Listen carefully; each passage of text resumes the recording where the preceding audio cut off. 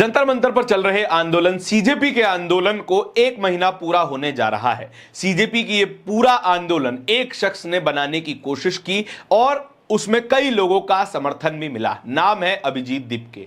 America में पढ़ रहा एक छात्र जो कि अमेरिका से एक इंस्टाग्राम पेज शुरू करता है और देखते ही देखते उस इंस्टाग्राम पेज पर 2 करोड़ से ज्यादा लोग जुड़ जाते हैं और फिर वो इंडिया आता है। इंडिया आकर के ग्राउंड पर प्रोटेस्ट करना शुरू करता है। पहले दिल्ली, जयपुर, नागपुर, कई जगहों पर प्रोटेस्ट होते हैं और उसके बाद दिल्ली के जंतर मंतर पर एक अनिश्चितकालीन प्रोटेस्ट शुरू होता है और उस प्रोटेस्ट में अभिजीत दीपके एक फोर फ्रंट पर नजर आते हैं।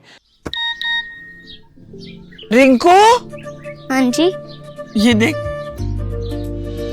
आगे तो चले। सत श्री अकाल बीजी। सत श्री अकाल पुत्र।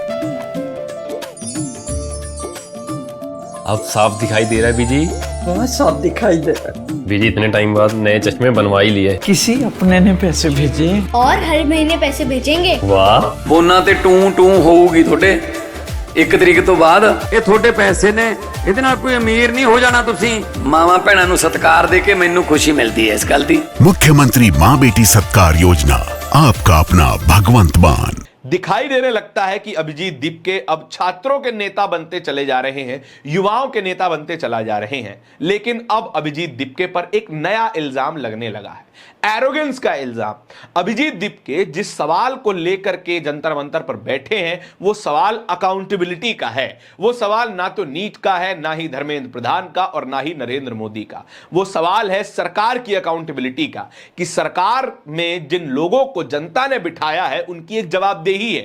सवाल जब पूछे जाएंगे तो उसका जवाब दिया जाना चाहिए। लेकिन जंतर मंतर पर जिस शख्स ने आंदोलन शुरू किया था और जंतर मंतर पर इस वक्त जो शख्स आंदोलन चला रहा है वो दोनों ही अलग अलग नजर आते हैं। अभिजीत दीपके पहले अकाउंटेबिलिटी की बात कर रहे थे और अब खुद ही सवालों से दूर भागते नजर आ रहे हैं। वरिष्ठ पत्रकार अजीत अंजुम अभिजीत दीपके के साथ बातचीत करते हुए एक वीडियो में नजर आते हैं जो कि सोशल मीडिया पर खूब वायरल हो रहा है।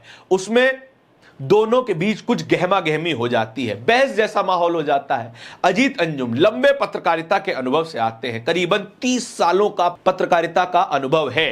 हमारी पीढ़ी के कई लोगों की उम्र 30 साल नहीं होगी जितना उस व्यक्ति ने पत्रकारिता की हुई है।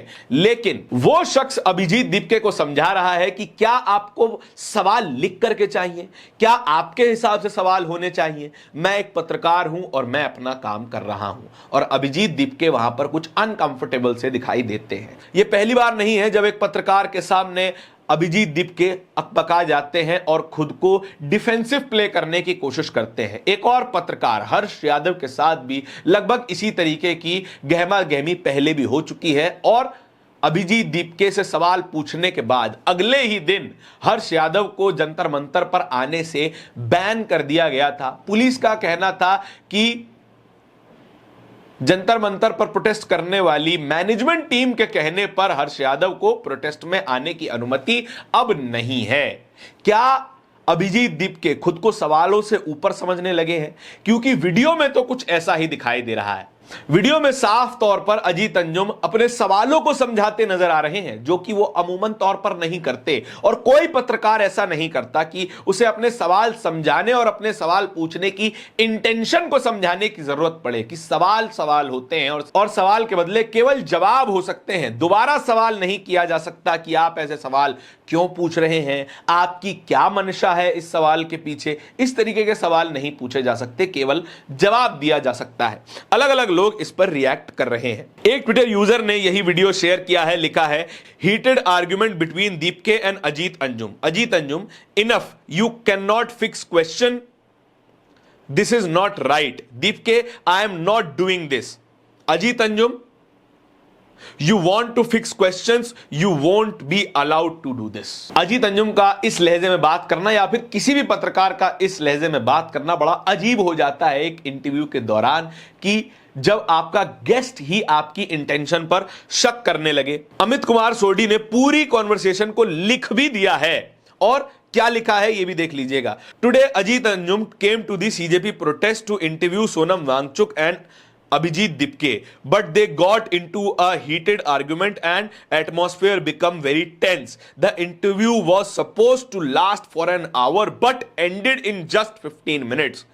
You can see from the footage coming from the protest side that they were arguing with each other. What question did Ajit Anjum ask that triggered all this? Did he question Abhijit Dipke about eating bread pakoda?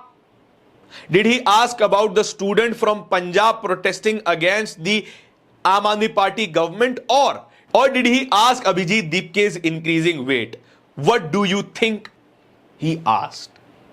सीधे तौर पर एक शख्स से कोई भी सवाल पूछा जा सकता है, लेकिन अभिजीत दीपके का सवालों से ट्रिगर हो जाना कुछ अजीब लगता है। आप जिससे अकाउंटेबिलिटी मांग रहे हैं तो लोग आपसे भी अकाउंटेबिलिटी मांगेंगे, खासकर ईमानदार पत्रकार आपसे अकाउंटेबिलिटी मांगेंगे। अगर आप नहीं दे सकते तो आप अकाउंटेबिलिटी मांगने के हकदार भी नहीं बनते। चलिए, अभिजीत दीपके अब एक्सेप्ट करने वाले मोड में तो आ गए हैं। जो इल्जाम उनके ऊपर लगता था कि वे ध्रुव राठी से जुड़े हुए हैं, उनकी टीम के एक सदस्य विजेता दहिया ध्रुव राठी से जुड़े हैं और इनका एक अच्छा खासा संबंध है, उसका स्वीकार्यता अब सामने आ गई है।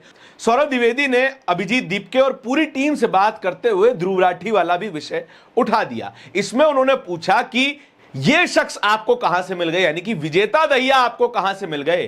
तब अभिजीत दीपके खुल करके बताते हैं कि ये आंदोलन शुरू होने से पहले उन्होंने कांटेक्ट किया था ध्रुव राठी से और ध्रुव राठी ने ही सजेस्ट किया था कि विजेता दहिया को अपनी टीम में शामिल कीजिए, काम के व्यक्ति हैं, काम आने वाले हैं। और ध्रुव राठी के कहां कहां संबंध हैं इस बारे में तो सोशल मीडिया में काफी सारी जानकारी उपलब्ध है, आप एक क्लिक पर सब कुछ प्राप्त कर सकते हैं। लेकिन अकाउंटेबिलिटी वाले सवाल पर अभी भी अभिजीत दीपके बुरी तरीके से फंसते हुए नजर आ रहे हैं। सवाल सिर्फ इतना है, इन तमाम सवालों के बारे में आपके क्या विचार है, कमेंट सेक्शन में बताइएगा जरूर। इस तरीके के और भी खबरों को देखते रहने के लिए बोलता हिंदुस्तान को सब्सक्राइब जरूर कीजिएगा। बहुत बहुत शुक्रिया।